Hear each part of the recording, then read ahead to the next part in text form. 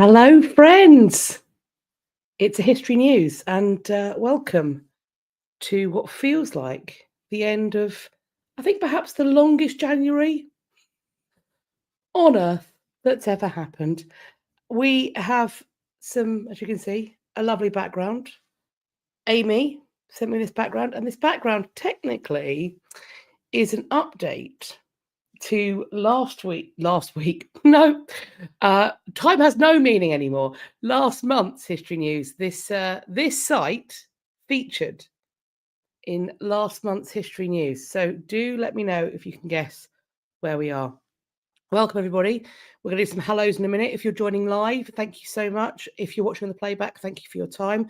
As per usual, we have got some updates. We've got some repatriation / decolonisation news. We've got some new news, some ding-dongs. Oh, we've got some ding-dongs. And we've got some events and exhibitions. All of the articles are listed in the description box, and they do correspond to the numbers that are on the bottom of the slideshow that will be on screen shortly. I've got lots of people to thank for sending me articles. We will do that in a moment. But first, let's say some hellos. Hello, Shane. Greetings to you too. Welcome to 2025. All is well on our end. It's, chaos generally outside and inside, but we're muddling through, aren't we?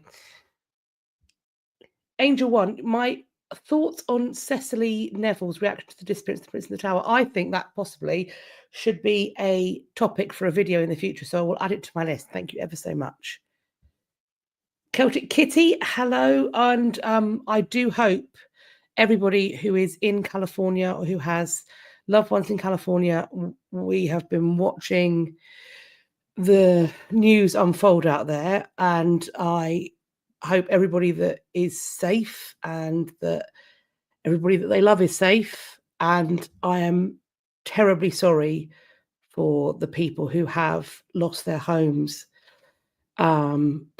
Just very, very scary. Hello, Sharon from snowy Michigan. Hope you aren't snowed in. You managed to stay warm. Rebecca, hello from Sydney, where it's coming to the end of your summer now, isn't it? It's staying, you're having a bit of a late summer, staying a bit warm there. Hello, Jessie. Happy Monday to you. Medusa Snudpuckle, hello. Stuart is a bit blowy down Dartmoor. It's been absolutely tipping it down with rain in my ends. Tracy, good evening to you too. Marianne, a delightful day in Edmonton. Lovely, lovely. Peachy, East London Massive. Yes. Hello, I'm also in East London. Big up the East London Massive. And this is Amy who sent the photo. Thank you for sending the photo, Amy. You're not allowed to share where we are. Oh, do you know what? Jessie, as you're the first one I've seen, boom, you got it right. Amy went to the reopened Notre Dame. Gosh, looking lovely. Looking lovely. That's what we like to see. That's what we like to see. Hamster Nerd, hope everybody on either side of the pond is doing okay. My feelings exactly. I hope everybody is all right. Hello, Manda and Nihil. Hello, hello. Howdy, Michael. Hello there, Oriental Rose, Sussex by the Sea. Indeed, perhaps I lived near Sussex by the Sea for a while. I lived in the old Brighton and Hove. Rebecca's responding to the video that I made that went out on Friday, where I did my conspiracy speculations, and I think my husband and son are watching while my son's in the bath. So hello, Gabriel. I hope you're being very good for Daddy if you're watching in the bath, and you do good listening for him, please. Thank you.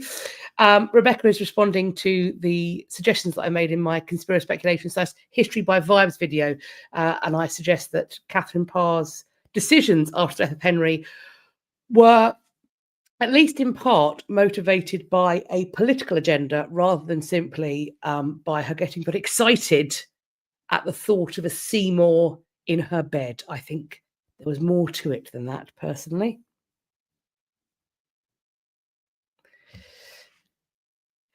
Hello, Andy. Good afternoon, Pacific time. Oh, we've got so many comments coming in. Hello to everybody. Hello, hello, hello. Thank you so much. Most story, lived in Brighton, worked in Hove. Actually, of course, it's always Hove. Actually, I lived in Hove. Actually, just for a little bit. They didn't let me stay there for long. And then I was back to Kemp Town because there we go. Jen, thank you ever so much for the super chat. I hope everybody, and I also hope everybody is well. We are doing very well here. Brian asks, have I been safe from the Ricardians? Because I did suggest that I did not believe that Richard freed the boys and let them waddle off to safety to be the sons of farmers or some such. I do believe they did not make it out of the tower.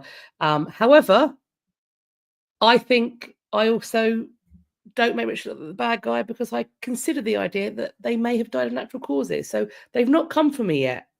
I'm not inviting them either. Don't come. It's not an invitation. We can all have different ideas and we can be respectful about it. In many cases, not always.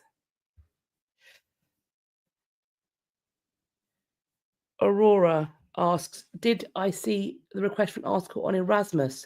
I did not. I don't know what that's about. Try and email me again if you emailed me, and I'll have a little look. Right, let us now hop in to the slideshow. And first and foremost, the thank yous for everybody who has sent me articles this month. So I need to thank Jessie, Beth, Yvonne, Cheryl, Robyn, Alicia. I need to thank my named twin cat, him upstairs, Mr. Dr. Cat. I'm thanking Snudpuckle, Jenna, Maddy, Nicholas, Scarlet, Katherine, Elverta, Kathy, Kelly, Shane, and Natalie. Thank you all so much for taking the time to send me these articles. And we have got a few to get through. So I'm going to hop on in and we're going to start with the updates as we always do. So update number 1. This is a 60 minutes episode that was originally put out in June of 2024. However, it has now been put up, the full episode has been put up on YouTube. So that link is the top one in the description box. So it's a 60-minute episode on the idea of looted goods and repatriation. So it fits right in with our wheelhouse. And it's Anderson Cooper exploring all sorts of artifacts from going into American museums and private collections. So things that we are talking about very frequently on this channel. Angel, thank you very much for the super sticker. That's very kind of you. Thank you ever so much. The next update, this is an update to the Sutton Hoo find. And a professor has suggested that the graves at Sutton Hoo may actually have belonged to Anglo-Saxon men who fought for the, and however you pronounce this, Byzantine Empire, one of the above. This is Helen Gittos, who is a professor of medieval history at Oxford University, and she's developed a new theory about the remains that have been found at Sutton Hoo, and a paper has been published in the Journal of English Historical Review. So the Sutton Hoo site is found in the late 1930s. It's 20 burial mounds and it's near a port on the North Sea. Gittos has been studying the artifacts found at the site for several years, as well as those that have been found at similar sites. And she describes artifacts such as jewellery, silver plates, and swords and shields of being extremely high quality. She also noticed many of the artifacts share characteristics with those found at other sites known to hold the remains of local soldiers. And so she thinks this is not a coincidence. Instead, it's likely that the people who buried the men beneath this Sutton Hoo mound revered the soldiers that had returned from fighting with the Byzantine army, regarding them as heroes, which merits a lavish funeral and burial.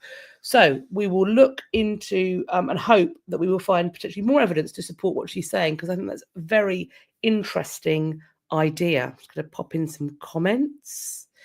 Brian asks, the 60 Minutes isn't on Carmen Sandiego. I mean, frankly, where is Carmen Sandiego? Where on earth can she be? I've always fancied myself in a red trench coat with a fedora. I think I might start rocking that look, to be honest. TBH. Amy, thank you so much for the super sticker, and also for your response to Marianne, where you explained a little bit about your feelings on seeing the refurbished Notre Dame.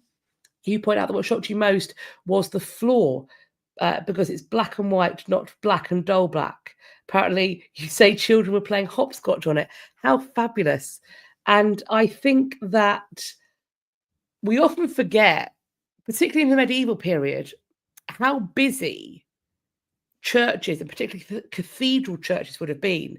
That places like Westminster and St. Paul's, people have shops in there, and it's a bustling forum and marketplace for doing business and meeting friends and buying books and printing books and all sorts of things like that. So I think it's wonderful to have children playing hopscotch in a church, because I feel like that's probably fairly historically accurate.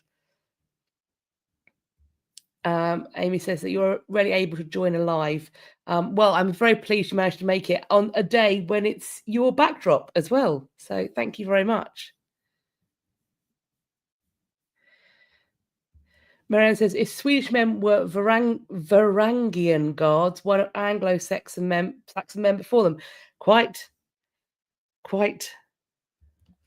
And Steve, many Northern Europeans seem to find themselves in the Byzantine Foreign Legion. Well, look,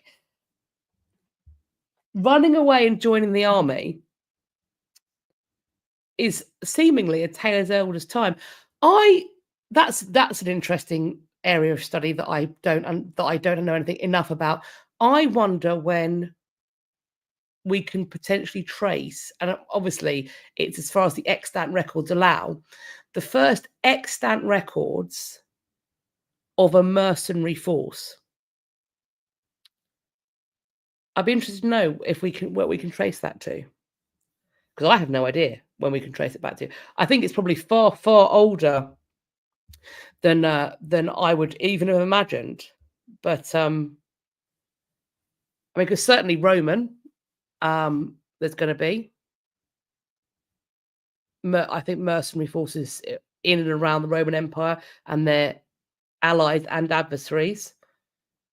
But is it preceding that? Quite possibly. Promises.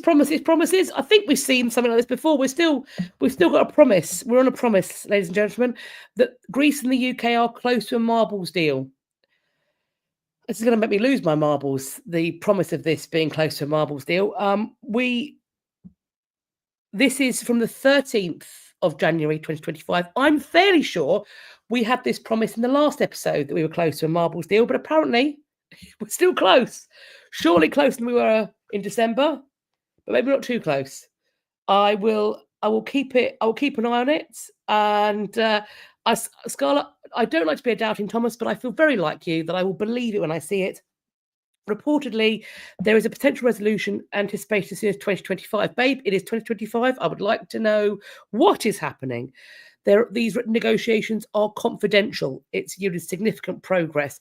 And I will say that there's probably going to be a greater will to get this thing sorted out with the current administration than there would have been with the green and pleasant land. We did everything right. We still think we've got an empire administration that came before. So I think there's probably a greater will on the side of the government now. Not saying they're perfect, but I can imagine that would be the way it works. So there are apparently, though, logistical hurdles, and in particular determining the timeline and method for transferring the artifacts. These issues are considered secondary to the larger legal and diplomatic breakthroughs that are now apparently within reach. It's believed that once broader disputes are resolved, these technical matters will be ironed out quickly.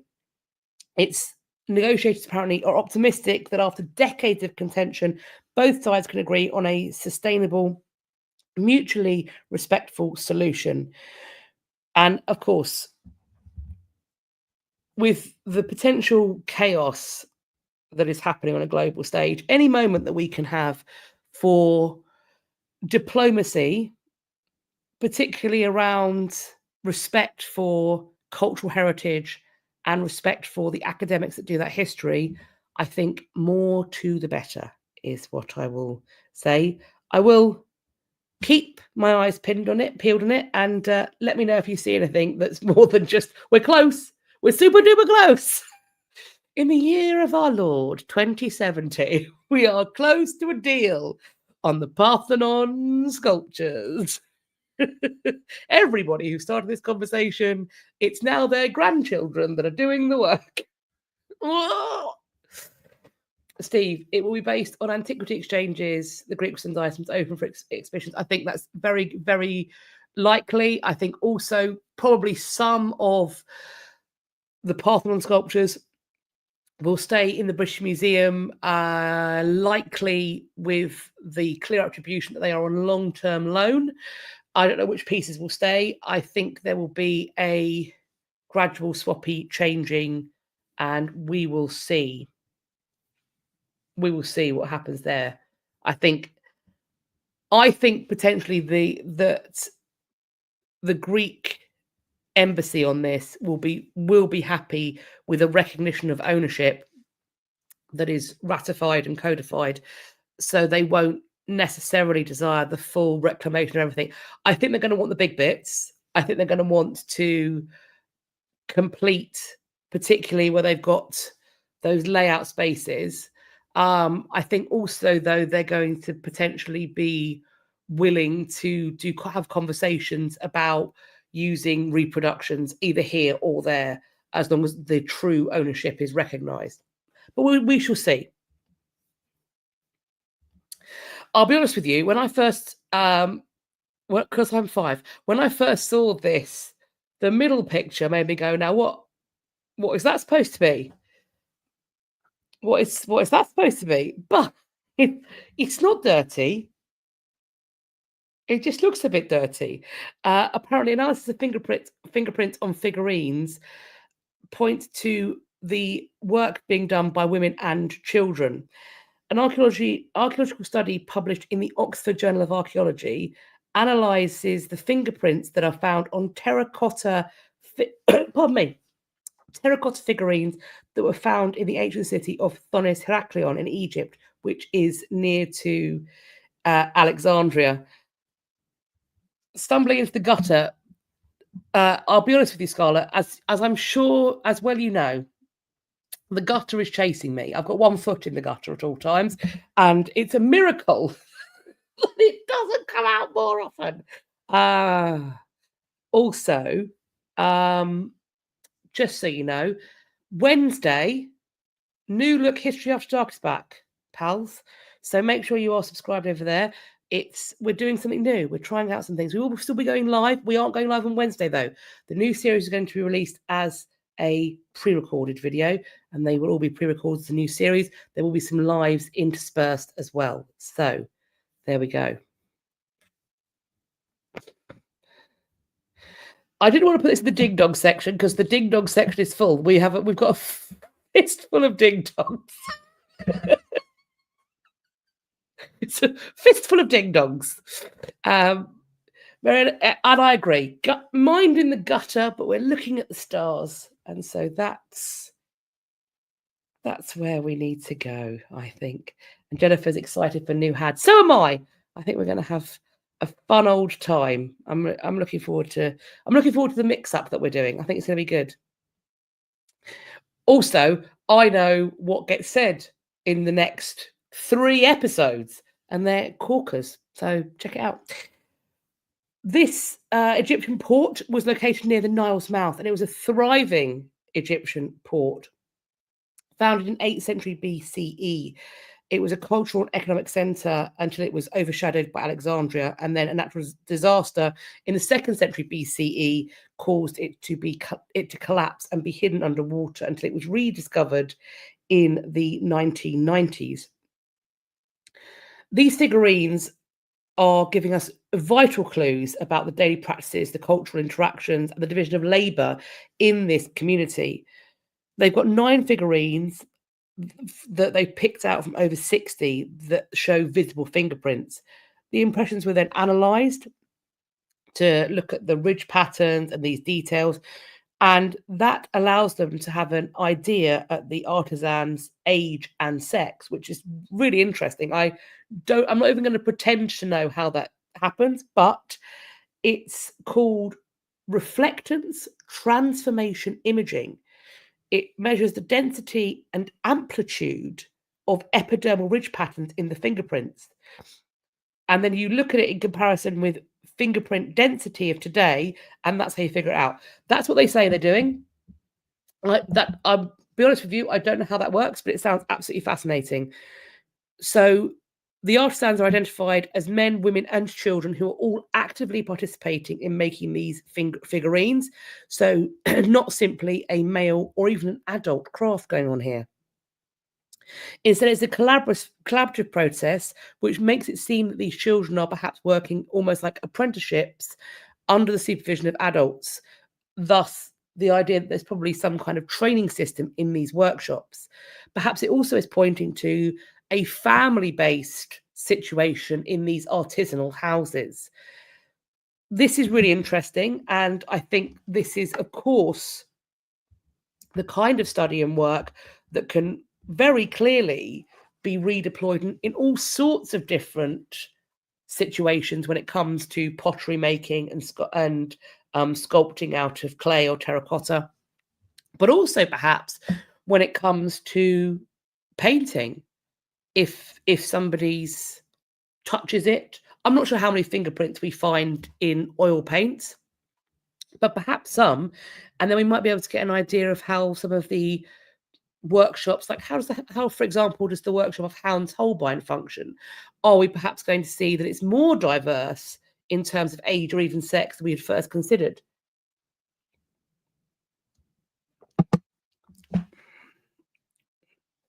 So we are hopping into repatriations now, friends. And this is about the bust of Nefertiti. The picture, you can see that little picture there, is a 3D printed copy of the bust of Nefertiti that's in the Sainsbury Centre for Visual Arts from the University of East Anglia. And this is the question about whether or not the bust of Nefertiti, where it should go, where it rightfully belongs, because Egypt is asking for it back. There are also some questions about whether or not the bust that we think is Nefertiti is in fact the bust, or is it perhaps a hoax? What is most interesting, I think, in this case is that this 3D printed replica is the result of a project called the Other Nefertiti. The team behind it secretly scanned the bust in the museum in Berlin without the permission of the museum. And this is going wider to the ideas of copyright that was certainly being discussed last year, whether or not people taking a photograph, for example, of a painting like the National Gallery or the British Museum or whatever, whether photographing the painting is in any way you have the claim to say that you have created a new and original work by intervening in that way, and thus that museum can copyright it. Because of course, if you've got a painting that is 500 or 600 or 700 years old, it is of course out of copyright. And there have been some legal challenges to this, and what it seems to be pointing towards so far in the test cases is that museums cannot claim that simply photographing these works is sufficient to create a copyright ownership.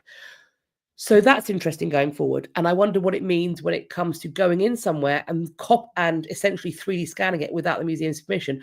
Does one need the museum's permission? Question mark, because it's so old, simply owning the piece does not mean you own its copyright. We will see how that how that legal stuff plays out. The other Nefertiti can only be considered a fake in the sense that it's an unauthorized copy, not that it's passing it off as the original or doing so for a financial gain. It's a replica that is made intentionally to challenge ownership, not just of the original museum, but also its reproduction. It asks us to consider what the philosopher and cultural critic Walter Benjamin called the aura of the original. In an essay of 1935, he says, quote, "What shrinks in an age where the work can be reproduced by technological means is its aura.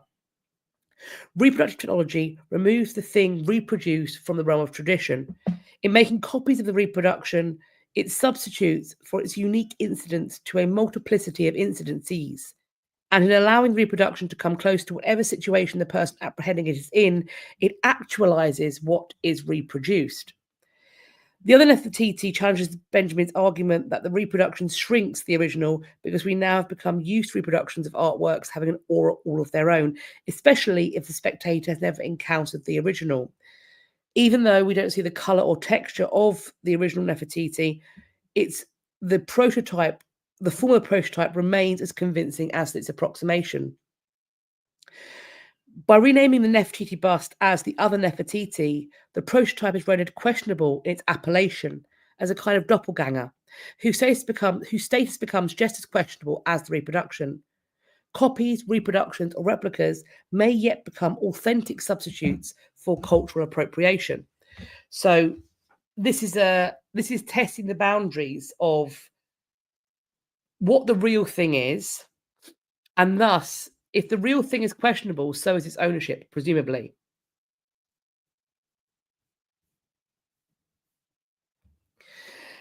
Steve, the photograph is the copyright of the photograph, the photographer in the UK. It is clear in law. My understanding is, and I'm by no means a legal expert, my understanding is that this was being challenged towards the start of last year, maybe the end of the year before, about the digitization of images of paintings in an online catalogue. So, and I think it's in the basis being that because people could walk in and take photographs, and it's very hard to trace what is what, the galleries are saying that you can't, for example, use an image of Holbein's ambassadors because we own the copyright to that. You may questionably own the copyright to the photograph. However, as anybody can technically walk in and take a photograph and you aren't stopping them, you cannot claim to own the copyright to that photograph because multiples have been produced. So there was a challenge to whether or not the photograph of the piece on the website of the museum means they have copyright of the photograph, is my understanding. Happy to be corrected.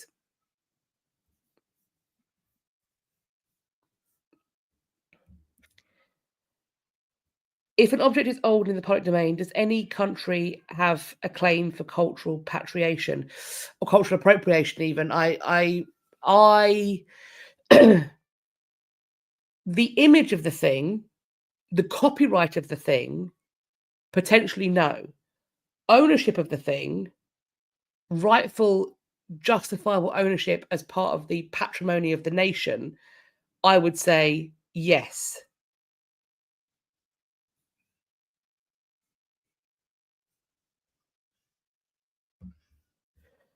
Do I know why Strawberry wasn't allowed in the Jubilee exhibition at Westminster 2 years back? The items on display were several hundred years old.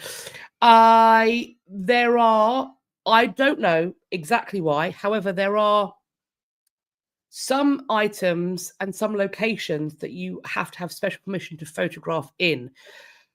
For example, you are technically not allowed to take photographs in the Chapel Royal at Hampton Court because it's a royal chapel. So it could well be that it's the location as much as the item itself. So there are some things that are not, that people don't want to be photographed. So, Brian, do I think Hans Holbein the Young would even have understood copyright?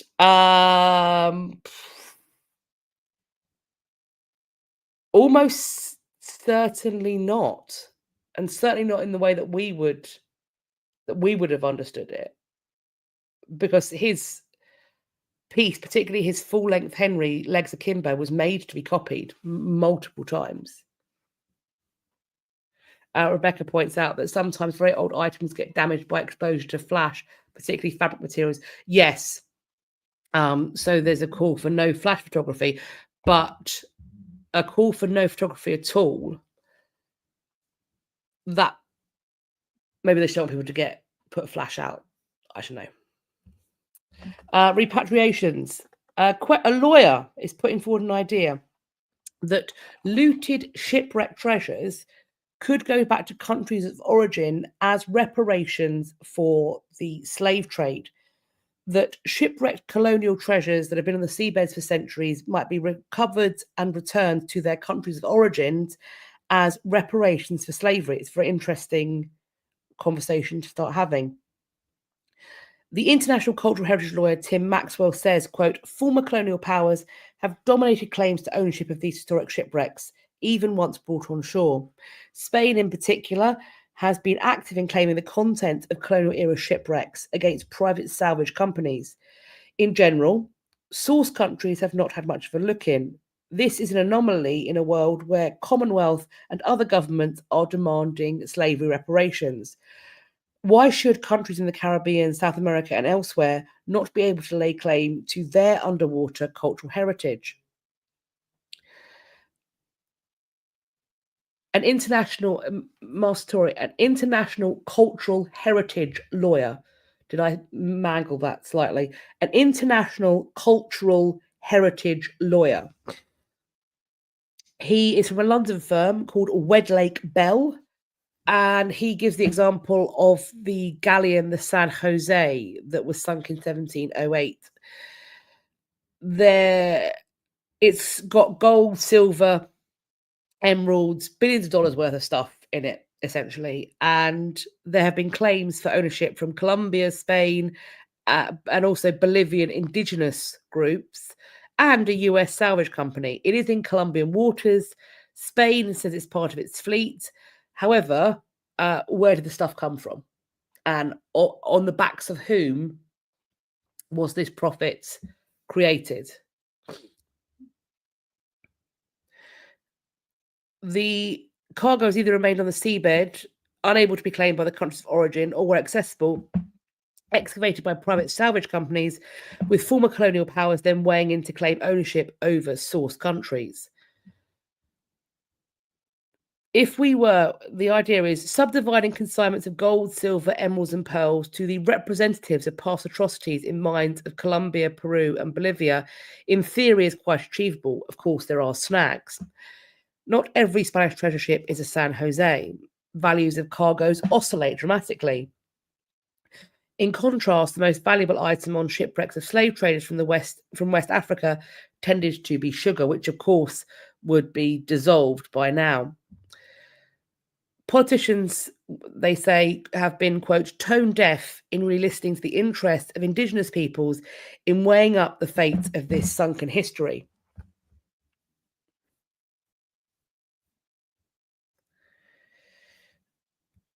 Steve, it won't work. The law of the sea, as far as you're aware, is that wrecks are owned by the country of origin of the vessel, so he's barking up the wrong tree. He would be, unless there is a idea that or a fight, I suppose, a change in the law, a change in the precedent is what he's going for. The idea that this is not saying that they own it in regards of maritime law, but they have a right to it because of the justifiable call for repatriation and for restitution to be done and reparation.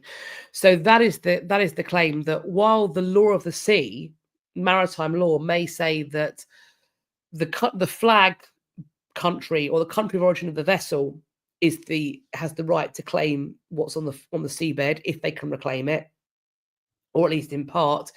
This lawyer is saying we need a test case to challenge that and say, yeah, you can lay claim to it, but actually you should be paying reparations, and this is how you can do it.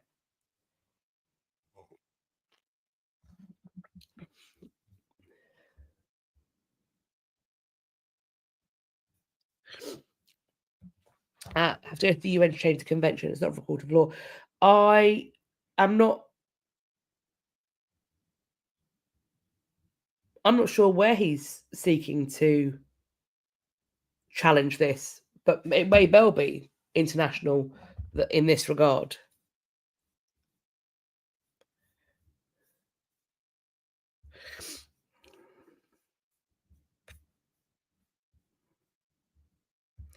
Mason Tory, you didn't know, I think we could be cultural heritage lawyers. If there's money involved, there's a lawyer somewhere around. I say that. I very nearly went into the law. I wanted to be a criminal defence attorney, solicitor, barrister. I don't know. I wanted to do criminal defence. I think it was very much the right choice that I didn't, because I am a soft little jelly person, and I would have definitely found the horrors that you would see as a criminal brief far too devastating. But in another life. Right, we are now, friends, hopping in to the new news. Mason Tory is a lawyer. Yes, we tend to be places where there's money. Of course. And rightly so, all those years of training. When I was thinking about what I was going to do after university, and I was weighing it up, by that point I'd left the law aside, and I thought to myself, well, I'm either going to go to drama school or I'm going to do an academic master's. And at that point, in the year 2007, I thought I'll make the smart choice with all of the job security. And I'll be an academic. Sweet summer child that I was. I should have gone to drama school. Steve, yes. Rebecca, your sister's family in-law. Oh, wow. Yeah, family law is a whole. That'll put hairs in your chest and turn you grey quick as you like. Mason Tory is a tenants' rights advocate and a social housing specialist. Yes. I love that.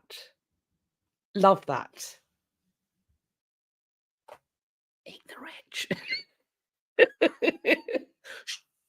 Didn't say that. Steve, Dr. Alexander Clark. I'm not familiar. Perhaps I should be, but if you can give me an update on how we get around it, please do let me know. Count Balerion of House Tatters. I really hope that was not an autocorrect, because I love the fact that you've called this a live stream. Welcome to the live stream. Because frankly, in the year of our Lord 2025, in the longest January ever known on Earth, for all of us, aren't we all screaming quietly into the void?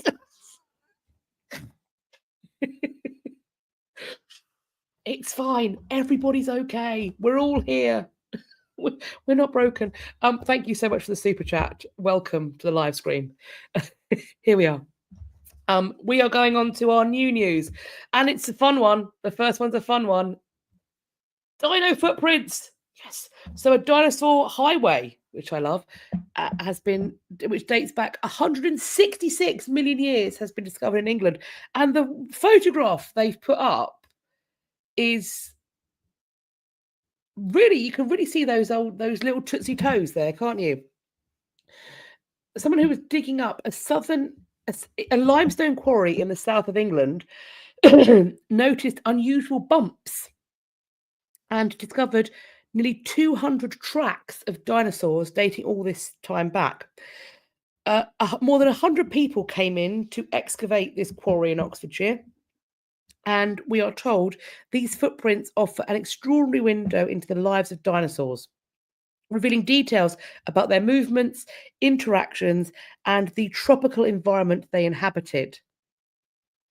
4 sets of the tracks that make up this so-called highway show paths taken by giant long-necked herbivores called sauropods, thought to be Cetiosaurus. It's not one of our favourites in this house. It's not one of our favourites. We have 3 favourite dinosaurs in this house. Gabriel's favourite dinosaur is T-Rex. My husband's favourite dinosaur is the iguanodon, because he likes it. It's a thumbs up dinosaur.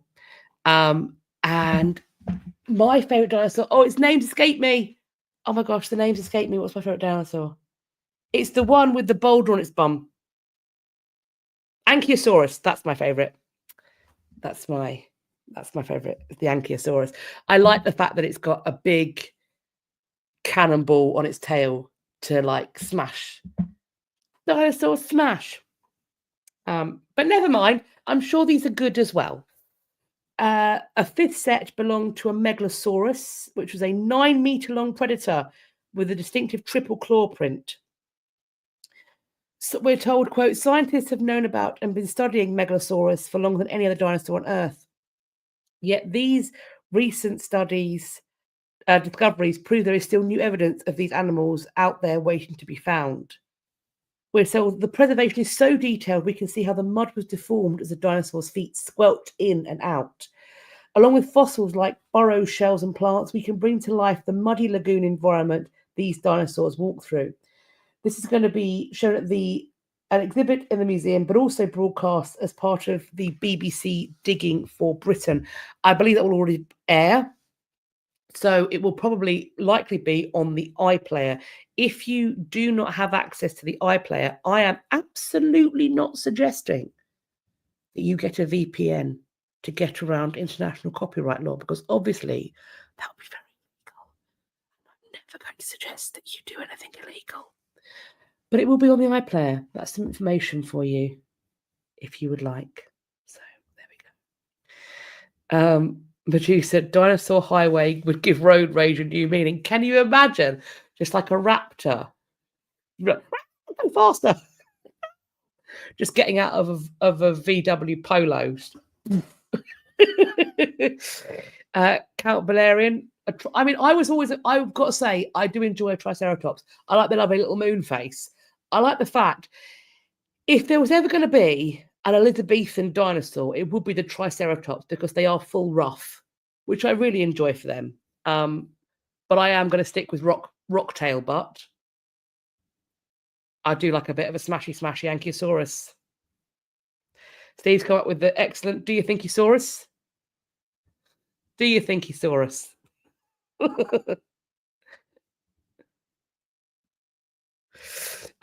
Next up, researchers, here they are, they have found 3 million-year-old tools in Kenya showing the development of our human ancestors. This is a lakeside peninsula in Eastern Africa. They have found clues about society that lived there over 3 million years ago. A gentleman called Tom Plummer and his team are the latest to make discoveries in the area. They found flakes or little knives at the dig site. These are believed to be some of the first bladed tools ever used on Earth. And they, even after 3 million years, they still have a sharp edge. Tom Plummer, is an archaeologist at the City University of New York. He said that these blades were made by hammering one stone against another, and that these knives have been used to peel fruit, cut fruits and vegetables, and also to deflesh animals that they were eating as well.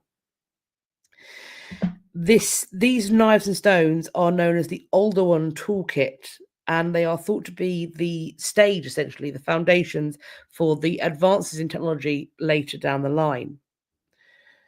This allowed our pre-human ancestors to access a whole array of foods that they would never have had access to prior to this. It all starts with this toolkit, if you will.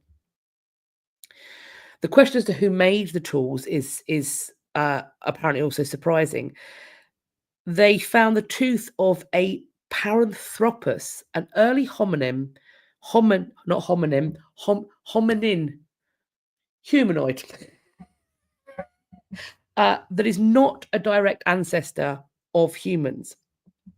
So this points to the idea that tool making is not a human legacy. And my understanding is that we are seeing primates developing tool use, and we have been for a few decades now. Quote, we are the last biped standing. All of those other ways life became extinct, and that gives us a lot to think about. It draws attention to the fragility of life, even in our own journey through time. That's depressing. It's not what I need to read right now. Thanks. But I mean, yeah, true. But also, yeah, Steve, Julesy, I thought it was hominid, but that's not what is written. It might be a typo. They have written hominin. HOMININ. Hominin. That it may well be a typo. We shall see. A paleontologist said that the kind of painstaking, slow research that makes up the day-to-day work of an archaeology dig, and she said that she and other researchers sometimes find small pieces of bone, have to leave those fragments where they were found. We don't just pick up anything. It has to have paleontological meaning. We tell it, sorry, we can't pick you today. They found a place that's difficult to date, but they didn't leave because science takes persistence, and this persistence has been rewarded, and thus we have these new finds and discoveries. Quote, some of the things we thought that occurred in a very short period of time within the last million years are now stretched out over a 6 million year period, and that includes tool making. Julesy has Googled it. Hominins are a subset of hominids. Both terms used to describe humans and their ancestors. The main difference is the relation is between the two is their evolutionary relationship to modern humans. So I'm going to go with hominids being ancestral to modern humans and hominins being not that.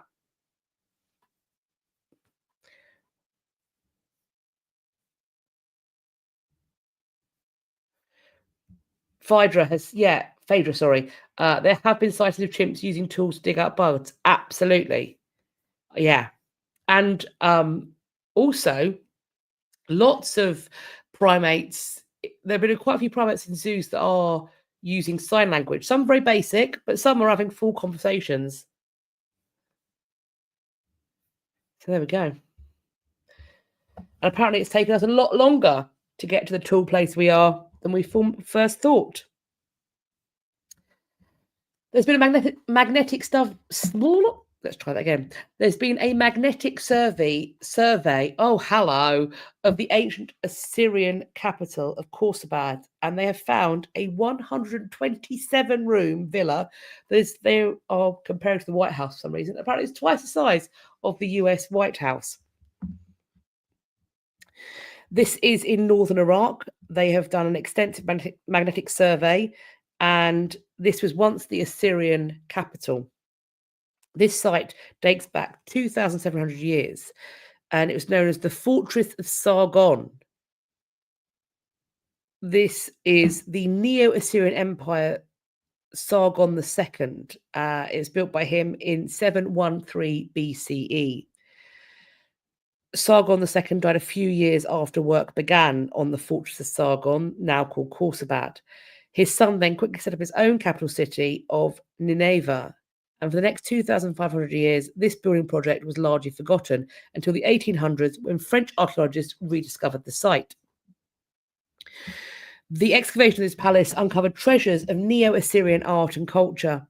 But teams digging elsewhere came up empty-handed, and they concluded that the palace was the only building begun within Khorsabad city walls, which enclosed an area more than 1 mile square. In 2017, a French mission to Khorsabad launched a new project to evaluate the above-ground damage, and they did geophys as well. This is expected to uncover the city's water infrastructure to provide fresh insights into the fortifications, perhaps even new signs of habitation outside the palace. This survey was incredibly difficult. The archaeology is deep underground, but they did find some things. Every day they discover something new. All of this was found with no excavation. Excavation, we are told, is very expensive. They wanted to know in detail what they could achieve by digging. The surveys they did saved time and money, and it's a necessary tool before the excavations. The data is visualized in grayscale, and it revealed the location of the city's Watergate, palace gardens, and 5 enormous buildings, including this 127-room villa that's twice the size of the US White House. I'll be honest with you, I've not been to the White House or indeed Washington, D.C., so I don't know how big it is. How much bigger is the White House, Buckingham Palace? Is it bigger?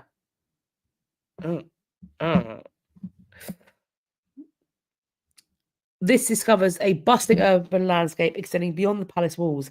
This is suggesting a vibrant capital teeming with activity. So we will hopefully see more of the finds, more of the discoveries. I look forward to learning more about this incredible palace. Lizzie says that Buckingham Palace is bigger than the White House. I will trust you on that. I'm seeing more people say the same thing. Okay. But still, 127 rooms. It's a big old villa. They're all big. They're all bigger than where I live, put it that way. I don't know what's happened here. I'm going to be honest with you, pals. A 2,000-year-old statue has been found in a garbage bag in Greece. This is a marble statue of a woman believed to be more than 2,000 years old, found in a garbage bag in Thessaloniki. This is an 80 centimetre or 31 inch, so just under a metre. It's big, lad. And it was found beside a trash bin just outside of Greece's second largest city. The Maddy found it, turned it over to the authorities, who then put it in front of archaeologists to try and figure out how significant it was.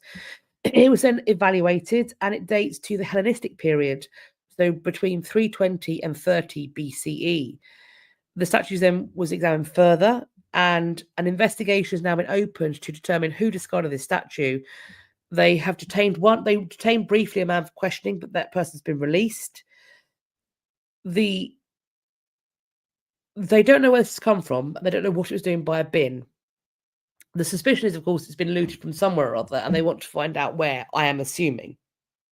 So at some point, maybe we'll get an update on this, and if and when we do, I will let you know what they've come out with.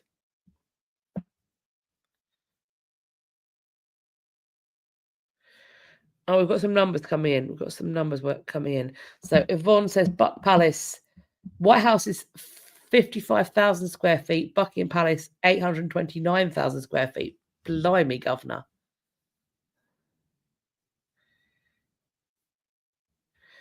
White House has got 142 rooms, 300 ground levels. Buckingham Palace, over 500 rooms. Imagine dusting those.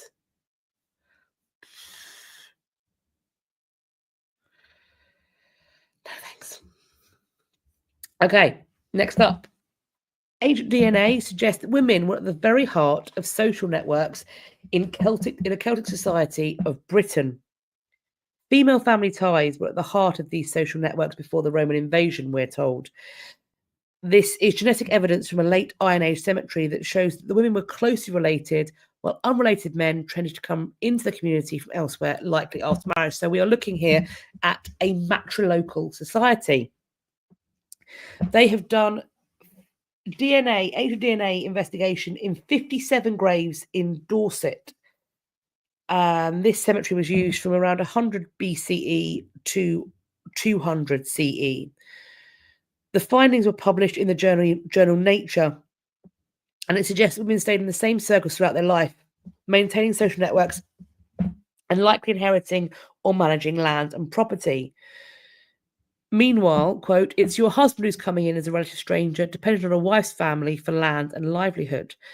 This pattern, called matrilocality, is historically rare. In studies of pre-industrial societies from around 1800 to the present, anthropologists found that men joined their wives' extended family households only 8% of the time. But archaeologists already knew there was something special about the role of women in Iron Age Britain. A patchwork of tribes with closely related languages and art styles, sometimes referred to as Celtic, lived in England before the Roman invasion in 43 AD. Valuable items have been found buried with Celtic women, and Roman writers, including Julius Caesar, wrote with disdain about their relative independence and fighting prowess. The strong pattern of female kinship connections that researchers have found does not necessarily imply that women also held formal positions of political power called a matriarchy, but it does suggest they had some control over land and property, as well as strong social support, meaning that potentially Britain's Celtic society was more egalitarian than the Roman world. So I'm looking forward to learning more about that. And there is always going to be power for women in, even if it's not matriarchy, in matrilocality. If you live in a village with your mummy and your aunties and your sisters and your nieces and your gran, and a boy is mean to you, they'll deal with him. They have to behave themselves. They can't be naughty. They can't be. Not allowed to be naughty in that circumstance, because Nana is scary. And Nana's got a very heavy pan.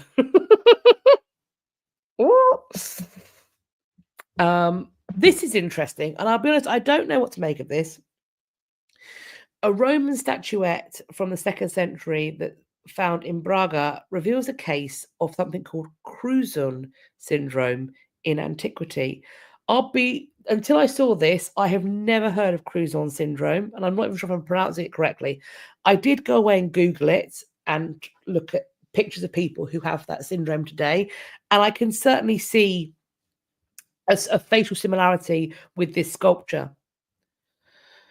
So this figurine was recovered during archaeological excavations on Mount Shivadade, and it exhibits intriguing facial features, including a word I can't pronounce that refers to protruding eyes, a deviation of the eyes, and facial asymmetry, which leads research to employ the idea that there may be a medical condition on display here. And the diagnosis being suggested is Cruzon syndrome, which is a form of craniofacial dystosis. This is a genetic disorder caused by a mutation that results in the premature closure of cranial sutures and thus facial difference. This would have been unknown to ancient physicians, but through the art, there is a glimpse given of how such conditions might have affected individuals and their cultural representations. This figure is wearing a mural crown, a traditional symbol of the patron goddess of Greco-Roman cities. These are the deities. They are associated with prosperity, fertility, well-being. They're usually shown with a cornucopia, which is an emblem of abundance. This figure holds a snake coiled around a staff, though, which is normally associated with health deities such as Asclepius and his daughter Hygeia, or Hygeia. This figurine being associated with the goddess Salus, the Roman equivalent of Hygeia, suggests a connection to health and communal protection cults. And this link is then further reinforced by the discovery of a votive pedestal dedicated to Asclepius and Hygeia in the same region. This figurine and its discovery has significant implications for paleopathology, which is the study of diseases in ancient remains. Although it's a rare condition, there are cases of Cruzon syndrome that have been documented, such as in descriptions of Pharaoh Tutankhamun or Pericles, the Athenian statesman. According to Joseph Walkani, who is a pioneer in the study of congenital malformations, these artistic representations reflect human reactions to inexplicable phenomena. The Baraka Augusta figurine stands out as an exceptional example of how art can serve as an invaluable resource for the history of medicine, offering a window into the lives and challenges of people in antiquity. So it's a very interesting supposition, and I would like to do some more work generally in historical disability studies. I mean, my period of study does not go this far back, unless I'm doing history news. But I am very interested by the way in which limb difference, facial difference, physical mobility difference, how those things are handled in the historical moment, and what we can learn about a culture through the way they respond. That's very interesting. There are some questions. I see some questions coming in about whether or not this is just somebody who's not a great sculptor. And of course, it could be that this person isn't particularly talented. I do think it's interesting that we have this very kind of different face, both front on and also in profile, connected with the gods and goddesses of health and hygiene and sort of medical study. I do think that points more to it being more than just a cat-handed sculptor.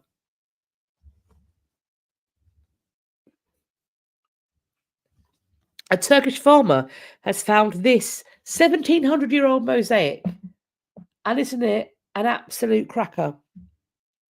This is an 84-meter square Roman mosaic found in eastern Turkey by a farmer who was planting saplings in 2023, cherry saplings to be specific. Apparently, this was just 50 centimeters beneath the surface when it was found. It's got various scenes of hunting, animals that would have been native to the region in Roman times. The most rare animal being the Anatolian leopard that is catching an ostrich by the neck. I'll be honest with you, don't know what an Anatolian leopard is and how it differs from a leopard, but there we go. They've also got a lion pursuing a mountain goat, a bear chasing a stag, greyhounds calling a wild boar. There are also quieter scenes, pheasants, ducks, geese, all standing around blooming roses and pomegranates. We are told this is the first mosaic in Turkey to survive as a whole and to depict animals that roamed the area. It carries a symbolic meaning, we're told. The lion and bear represent authority in Roman tradition. The hunting dogs remind us of humanity's place in the food chain. These are metaphors expressing the eternal cycle of nature. And it's thought that this probably adorned the house of a Roman official. Maybe it was in a reception or a dining hall. It's an expression of power and wealth. There are also at this site other finds, a basalt road, an irrigation channel, and possibly a winemaking facilities. This is a settlement that dates back to the late 3rd century that might have been a thriving farming town, or perhaps an outpost that would have been strategic as a part of the volatile frontier. Efforts are currently underway to preserve the mosaic. It's being covered by a shield currently to protect it from the wintry weather, and they are questioning whether they want to transfer the mosaic to a museum or keep it in situ and put it inside a protective structure instead. This is all going to depend on what else gets found at the site, apparently.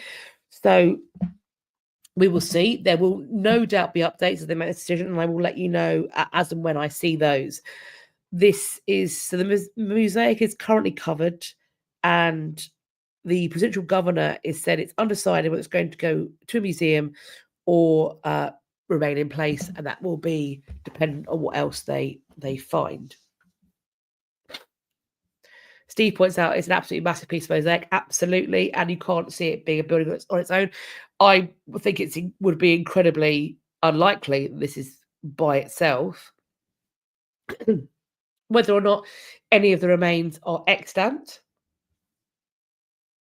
who knows? But surely there'll be some trace of them. We shall see. We shall see. Okay.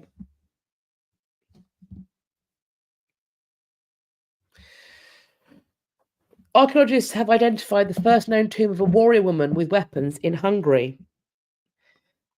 So this is dated to the 10th century, which is the period of the Hungarian conquest. From the Eurasian steppes, the Magyars, or Hungarians, migrated to the lower Danube region in around 830 BC, 830 CE. So, by the late 9th or 10th century, they were in the Carpathian Basin. The Kingdom of Hungary established at the end of the 10th century, and when they quickly gained control of the region. In the basin and in the battles throughout much of the rest of Europe, Hungarian mounted archers were a formidable force and they had a reputation to match. It was common to find warriors at this time buried with various weapons, like composite bows, arrows, quivers, axes, bow cases, spears, sabres, swords, and swords with sabre hilts. However, female burials with weapons is a topic understandably of great interest for both scholars and the general public, and also debate. The graves are difficult to interpret because finding weapons in a female burial does not equate naturally or normally or automatically with that woman being a warrior. Doesn't it? They have, however, then done morphological and genetic analyses to determine whether the individual was female. And despite this being a fairly poorly preserved set of remains, the person interred was indeed female. These sets of remains were excavated between 1983 and 1985, but it's just newly examined with new interdisciplinary methods. They found a quiver, arrow fragments, a silver hair ring, glass beads, a semi-precious stone, all found in the tomb. The skull apparently showed some feminine traits, but this was not deemed sufficient to assign sex to the skull. They had to do a petrosal process through a bone, a tooth, and genetic material, and this put together suggests that this person was female. Women have been discovered buried with weapons in the past. These graves contain one weapon or a talismanic item, but that doesn't prove women are soldiers. This burial demonstrates a distinct combination of gender, burial items, and social complexity.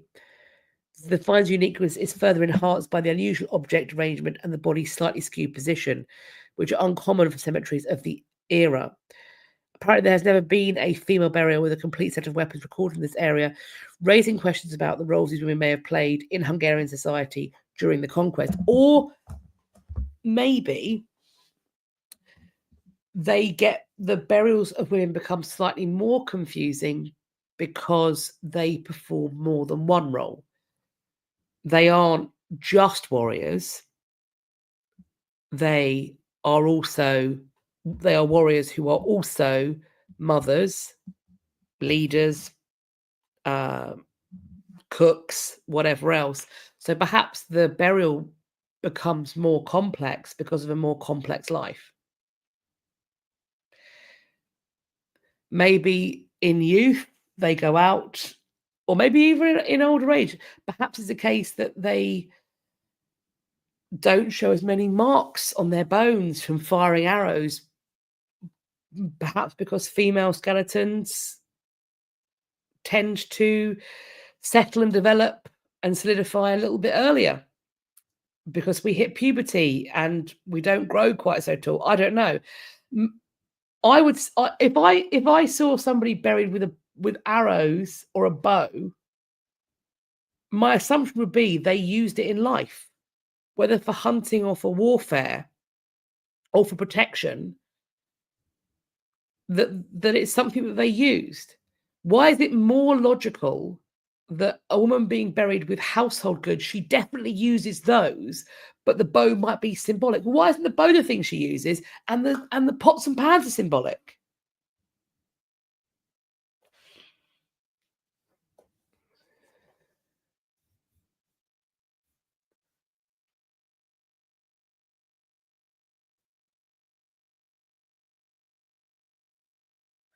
Let's look at the comments.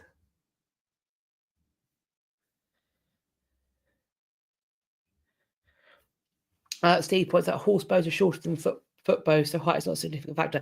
I mostly meant the height thing was a bit of a misnomer. I mostly meant that one of the ways that they tend to, if they have better remains, I think they tend to show that somebody's been an archer, is that there's a deformation of the way the body grows and forms because of a repetitive strain that it doesn't really get a chance to, I want to say solidify, maybe calcify in the, in quotes, normal fashion. But my question is, does that calcification happen quicker because women go through puberty earlier, or tend to at least? Does that mean that perhaps it wouldn't show up on the remains in quite the same way?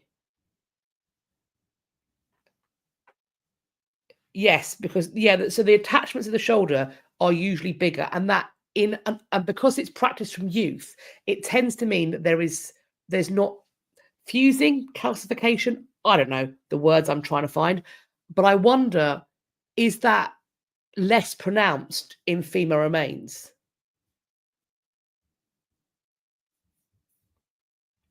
Maybe women do take up archery later in life, but instead of before puberty. Maybe the smaller bow makes the difference.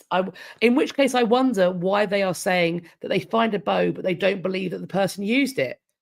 My thought would be that they're going that it's not in the remains. Anyway, this is all. I'm being very speculative.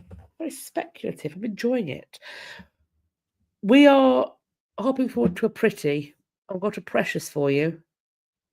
Oh, look at the precious. Look at the precious. An exceptionally well-preserved gold ring featuring Venus the Victorian, unearthed on an ancient road to France. This is an 1800-year-old piece of engraved jewellery. And it bears the likeness of the Roman goddess Venus, found on a road in what is now Brittany, France. When did you play this? The creation of this piece of jewellery, how it ends up at the crossroads, are unsurprisingly unknown. But the ring and a host of similarly ancient artifacts have been unearthed nearby that is producing some fairly tantalising insights into the history of this region. Archaeologists have discovered evidence of settlements spanning from the late Bronze Age through to the early medieval periods, suggesting that humans occupied this area for some 2,000 years. The highlight of the finds is this ring, and I understand why. It's a gold band that contains an engraved niccolo or onyx agate, cut to leave a thin layer of faint white blue over a thicker layer of black. It's Venus Victorious, so it's associated with imperial power. Steve asked if I can zoom in on the decoration. No, I can't. No, I can't do that. But if you click in the description box on number 15, you can zoom in. I can't alter my background, unfortunately. That would be great if we could do that. Maybe I'll figure out how to do that. So this dates the time of Brittany being occupied by the Romans, where a network of roads connects the locals who drive around in wheeled vehicles that leave tracks that are still visible today, one of whom presumably lost their ring. This community reached its zenith between the 7th and 8th centuries CE, where there was a robust infrastructure developed based upon the division of land into plots with a set purpose, so housing, farming, cooking, storage. They also found numerous traces of the medieval hamlet. They've got cooking pots, storage vessels, millstones for doing grain grinding, and carbonized remnants of cereal grains and legumes.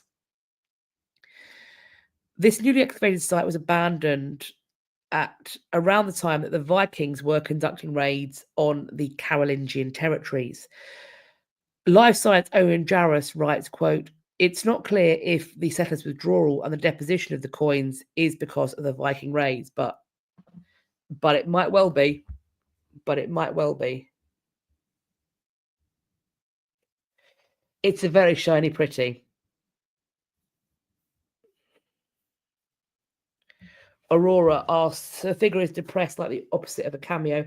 That is certainly how it looks to me. It looks like it. So what you have is you have the gold ring with like almost like a filigree type thing around it, and then you've got the stone inside that is like a cabochon, but it's got a flat top, not a rounded top. And in the flat top, there is a carving of Venus, the Victory.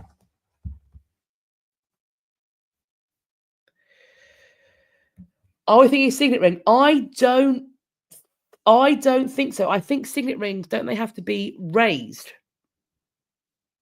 I mean, possibly. I don't know if the detail. I don't know if the detail would be clear enough to act as a sort of signature.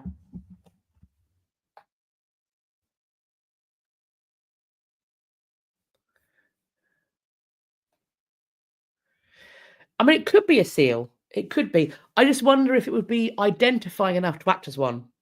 Maybe though. Oh, there we go. Marianne explains intaglio is the opposite of cameo. I did not know that. Thank you very much. Intaglio, opposite of cameo. There we are. Next up, hidden texts. Ooh. In medieval manuscripts are revealing Iceland's lost secrets. So this is an investigation of Iceland's lost literary history, revealing fascinating stories of religious upheaval, literary ingenuity, even forgery hidden within the recycled pages of this Nordic island's storied past.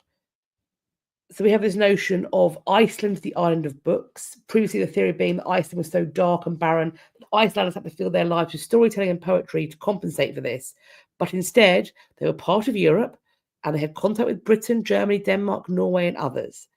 They were a part of a European culture, and it has been a great knowledge society for a long time. I'm very interested by this notion of book reuse in medieval Iceland. So the schools wrote exclusively on vellum, a parchment made from calf skin. One book requires dozens of skins. It makes it really expensive and time consuming. So Icelanders reuse vellum if a book wore out or became obsolete, sometimes as entirely different items, such as the mitre headgear worn by the Bishop of Scarlet in Iceland. They would scrape and polish the text off of the vellum so it could be reused, creating a palimpsest. These are common in the Middle Ages across Europe and were particularly widespread in Iceland. Although it was literally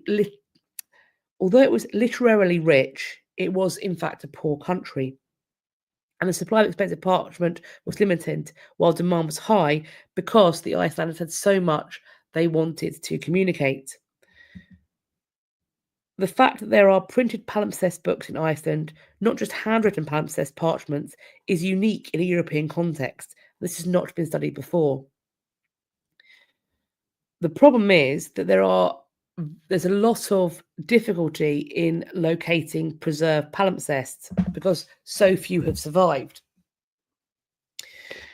However, book covers are being Latin parchments were used as book covers for Old Norse books. These have since been removed in the 20th century and largely ignored until recently. Soon though, hopefully. Investigating these medieval palimpsests reveals a rich tapestry of ingenuity, transformation, and intellectual exchange. It shows how resourceful Icelanders were and how they preserved their cultural heritage through reusing manuscripts and hidden texts. The paper is called Recycling and Recontextualization in Medieval and Early Modern Icelandic Palimpsests. Cool.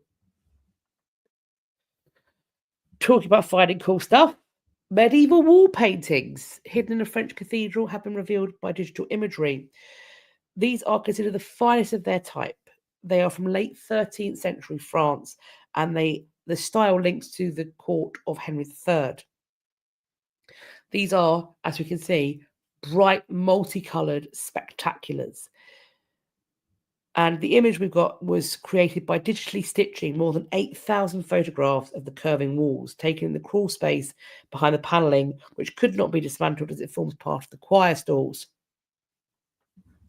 They took thousands of photographs, distorted by the problems of access and the curve of the walls, and they digitally stitched them into a coherent whole. And they found the legend of Moril. It tells how he blessed a barren woman who then gave birth, but failed to intervene when the boy died. Penitent, he threw away his church keys, which were providentially swallowed by a fish. He sailed to England, where he worked for the king as a gardener, until the fish and the keys were miraculously served at a banquet. Identity revealed, he returned to Angers to bless the boy, who rose from the dead to become Saint Rene, whose supposed relics were also in the cathedral, although his story is now believed to be entirely fabricated. These paintings emphasise the cross-channel voyages to England. The Angers region was the original power base of the Plantagenets, who ruled England until Richard III died at the Battle of Bosworth. After a mid-15th century fire, the paintings were whitewashed over, which protected them from later attacks by iconoclasts. They were boxed in 1786, causing damage in places, but also were protecting them from the French Revolution. They were rediscovered in 1980 by chance by a priest using the space for storage. Carefully restored by French experts, they remain concealed and recorded only in partial black and white images. These new images, which have been shared with the cathedral, reveal the complete paintings for the first time in half a millennium. These Angers paintings are evidently by two groups of painters, but it's believed that the best, with the most confident modelling of figures in rich colour, are the most outstanding survivor from the period. There is a striking resemblance between the young, handsome king in the banquet painting and the portrait sculpture of Henry III on his magnificent tomb that's later put up in Westminster. So, very interesting. See you later, Medusa. Thank you for coming and staying. See you, and I hope you get to catch up on the rest later. This is not already church find. We've got another one. Medieval crowns and sceptres have been found inside the walls of a crypt beneath a Lithuanian cathedral. These are phenomenal. These are royal treasures in the crypt. Crowns, jewellery, and a sceptre that belonged to several Lithuanian and Polish monarchs from the 15th and 16th century. This regalia has been hidden for 85 years. Brian asked, how long would St. Rene have been dead in this scenario? A while, I'm assuming, if he's had time to go to England, work in the gardens, have a fish swim, get caught, get cooked, keys fall out of him. It ain't a 24-hour process, is it?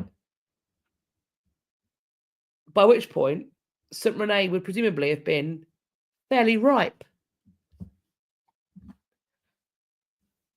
It's not for me to question. Not for me to question. So this regalia had been hidden for 85 years, since it was put there for safekeeping beneath Vilnius Cathedral in southeastern Lithuania.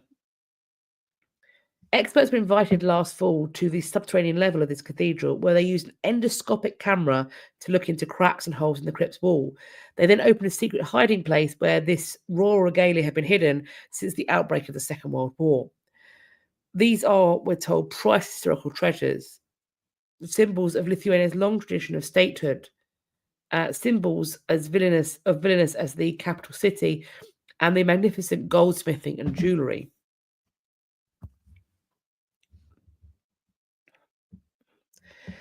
There is a crown of Alexander Jangelin, who was the king of Poland between 1501 and 1506. Crowns, chains, medallions, scepters, orbs, and rings belonging to Elizabeth of Austria and Barbara Wadzyswill, first and second wives of Sigismund II Augustus, who served as king of Poland in the mid-1500s. Each of these kings were also Grand Dukes of Lithuania, as Poland and Lithuania were linked through personal political unions between the 14th and 18th centuries. They also found insignias made for these rulers' burial chambers. These crowns were not worn by rulers while they were alive. They were made after their deaths to be part of their tombs.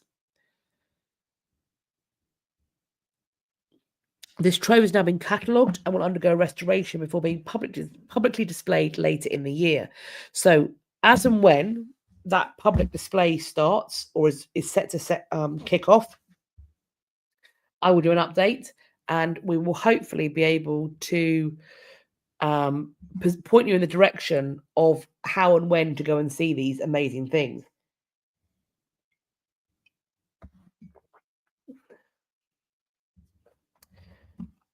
We've got ourselves another child archaeologist. A child has found a micro mosaic cross medallion during a school trip. Once again, we've got a precious and a pretty. This is a trip that was done to the Ein Karam neighborhood of Jerusalem. A 10-year-old stumbled across this cross medallion in this micro mosaic style. The medallion is about 100 or 200 years old. It's consisting of glass and colourful stones in this micro mosaic. From the Renaissance, these micro mosaic objects were made in Italy, and they reached the height of their popularity in the 19th century. We're told, quote, the manufacturing method demanded expert craftsmanship, which includes setting glass and tiny, colourful precious stones placed with exceeding precision to form miniature patterns. Besides its beauty, the significance of this medallion is embedded in its find spot, which is a site venerated by Christianity.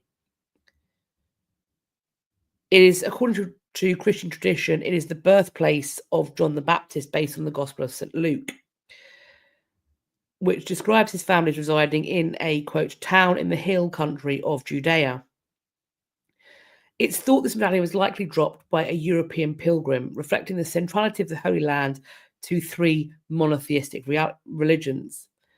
It is an absolutely gorgeous thing, and I'm sure the owner was very, very sad to have misplaced it. Count Balerion of House Tatters, we are big fans in these History News Lives of our League of Extraordinary Child Archaeologists. They always do the most, and they are infrequently, though not always never, but they are infrequently responsible for some of the greater ding-dongs that we will be looking at. That's usually full-grown adults. It's usually their fault.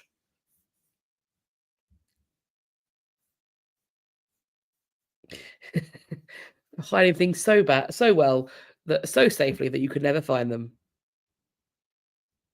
Jamie, that medallion must have been pure stunning when it was new. It absolutely, it must have been. I think if you were going on pilgrimage, that definitely you would have been noticed, for sure. This is just the work in this painting is really very, very beautiful. I don't know how big it is, but I just think I love the landscape. This is a rare 19th century painting by a beloved black artist found in a thrift store. It was bought for $10 at a thrift store in Glenside, which is a town just outside of Philadelphia. And it's turned out to be a one-of-a-kind treasure representing the height of black wealth in the late 19th century America. Andy Robyn spotted this watercolour in June 2023. The painting depicts a black man fishing next to a church and an old mill in what he described to local public radio station WHYY as a, quote, serene landscape. I like the little guy was sitting there fishing on the side of the river. The tree right next to him was done in these very light brush strokes, and I thought it was beautiful. I think it is absolutely beautiful. He shared his find on Instagram, and he was quickly contacted by researchers with the 1838 Black Metropolis, which is a non-profit dedicated to restoring the lost history of Philadelphia, which was a stronghold for free blacks in the antebellum period. They were very grateful that it was posted. This is by William Henry Dorsey. He was the son of Thomas Dorsey, who escaped enslavement in Maryland with his 2 brothers in 1836. and he travelled through the Underground Railroad. He became extremely wealthy with a successful catering business, and because of this financial success, his son could pursue his interests in arts and history. His endeavours were documented in an 1896 article in the Philadelphia Times, which called him, quote, bright but odd. I love that. If that is in my eulogy, he was very bright, but very odd. I'd be most pleased with that. He possessed a, quote, true artistic talent and had produced, quote, some watercolours that painters of wide repute would not be ashamed to subscribe their names to. Too right they wouldn't. Too right they wouldn't. The younger Dorsey, who co-founded the American Negro Historical Society, was also an avid art collector who turned rooms into his house into an early museum dedicated to African American history and art. Quote, the fact that he was collecting work by black and white artists speaks to the wealth his family had accumulated. To be able to buy paintings by prominent artists was not available to most people, black or white. The fact that he was filling his home with beautiful things and inviting people to come and see them speaks volumes. The person who found this in the thrift store, Robyn, has chosen to give the work to the Historical Society of Pennsylvania, where it's now displayed. It's believed to be the only surviving painting by Dorsey. It's the only one I've been able to find in the museum collection. I've also surveyed auction records and couldn't find a single work by him. What a terrible shame, because I think it's absolutely beautiful. I think anybody would be proud to own it. Everyone's loving bright but odd. I love bright but odd. Ah, that one. Bright but odd.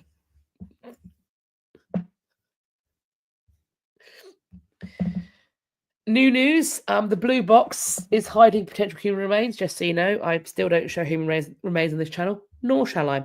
So, a workman fitting fibre optic cable presumably had the shock of their life. Had to call in crime scene cleanup because they found what looked like human remains.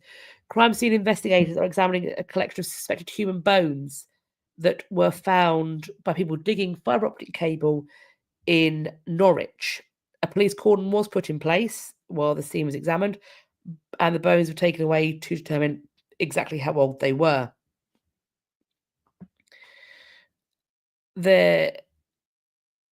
It's thought they are probably historical, but of course they do have to check.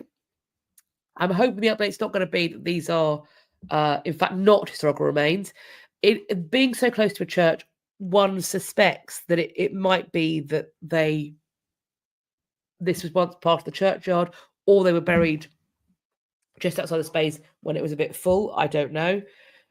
So presumably we will get to the end of the bottom of this at some point, and I look forward to seeing what they find out.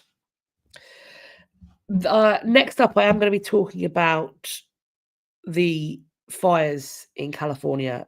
So if that will be upsetting for you, then I will do this with my hand when I've stopped talking about it. If you want to mute it, I totally understand.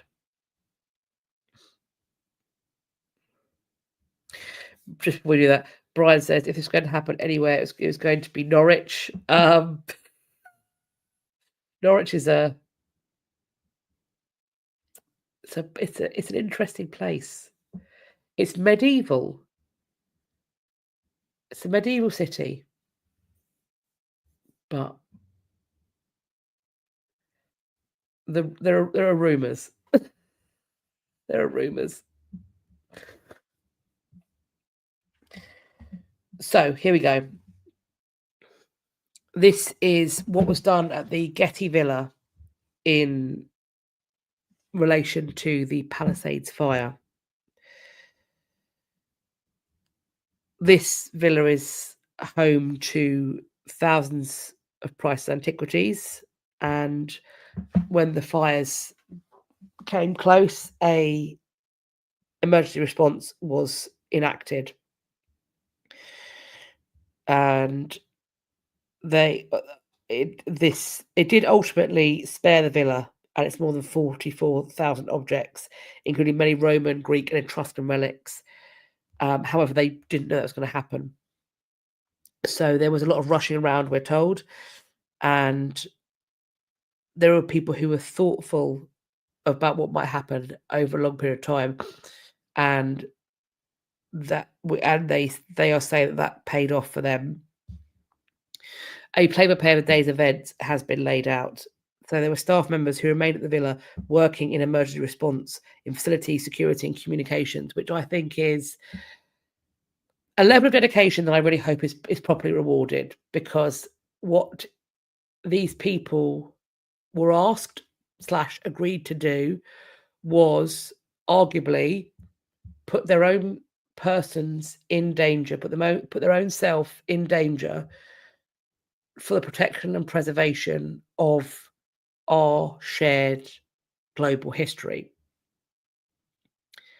And that is something that we have seen with archivists in Ukraine as well, that they stayed until the last possible moment, even if that meant being arrested. And I think that is worth remembering, particularly if other actors and organisations and institutions attempt to infer that academics, heritage sites are acting in bad faith when it comes to preserving, protecting, and sharing their nation's history. These people did not know how this was going to turn out, and they were prepared to risk it. So if and when the discourse becomes that they are the problem, that we've had enough of experts, that these people just want to make you feel guilty, remember this. So we are told that the staff began to smell smoke, so the museum doors were sealed at 11:04 a.m. The smoke then became overwhelming at 11:15. At 11:20, the staff sent an email telling them the villa was closing. 20 minutes later, they swept the grounds so that only emergency staff were on site. So emergency staff remained on site. Heat from the fire caused several cameras to fail to reboot. 10 minutes later, an aerial fire crew dropped water over the villa's ranch house, which is at the perimeter of the property and most vulnerable to fire. Over the course of the day and night, they had all kinds of video feed coming up as the Getty Centre from the villa. Ash was accumulating, preventing the water from draining in the parking structure, and a staff member was deployed to clear it. 2:40 p.m, the perimeter wall behind the restaurant was in flames. 3:15 p.m, bushes directly above the outdoor classical theatre caught fire. This was apparently one of the biggest moments of panic during the whole ordeal, but Fleming said it was a total red herring. The fire came from a plant bed filled with rosemary. Just like if you sprinkle a bunch of rosemary on pizza under the broiler, it crackles and sparkles, then rapidly goes out. That happens, and for someone like me who doesn't know a lot about how fires work, it looked really bright and fiery for a few moments. The flames died down on their own. But at 3:59 p.m, fire erupted at the museum's pedestrian gate. Getty Security put it out. They did it with fire extinguishers in just 6 minutes. The fire grew large enough for staff at the Getty Centre in Brentwood to see the flames by 5 p.m. At 6 p.m, the decision was made to close the campus to alleviate traffic in the area. Teams continued to monitor the fire threat throughout the night, and for now, the villa appears to be safe.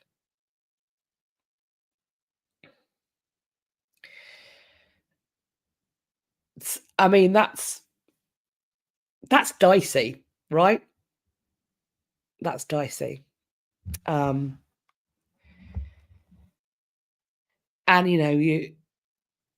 I think it's something to hold on to as times progress. Yvonne, your sister lives near the Hunting Library in Pasadena. I hope your sister is okay, and just very scary.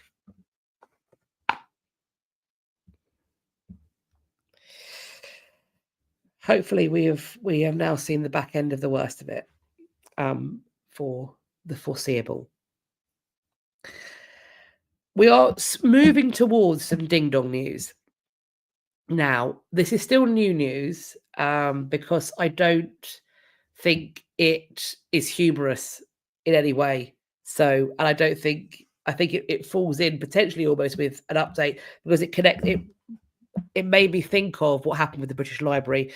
The British Museum has been hit by an alleged IT attack by an ex-worker. Some of the IT network was shut down, and allegedly the contractor entered the building and accessed the systems before being arrested. Some of the galleries were closed because of this, and temporary exhibitions remained closed because of it. The Met Police confirmed that a man had been arrested at the museum and bailed pending further inquiries. A museum spokesperson told the BBC, quote, an IT contractor who was dismissed last week trespassed into the museum and shut down several of our systems. He was arrested at the scene. We are working hard to get the museum back to being fully operational. With regret, our temporary exhibitions have been closed today and will remain so over the weekend. Ticket holders have been alerted and refunds offered. So I'm thinking that probably what was affected was, if it's the temporary exhibitions that had to be closed, what was affected was probably ticketing and sales and bookings. So that may well be why they had to do that. The person arrested was a man in his 50s, and he was held on suspicion of burglary and criminal damage. He has been bailed pending further charges. So we'll see what the end game was there. I'm assuming, as he was somebody who worked there and was removed from the workforce, that he may well have been dissatisfied and disaffected with that. So it may be a little bit of spite happening.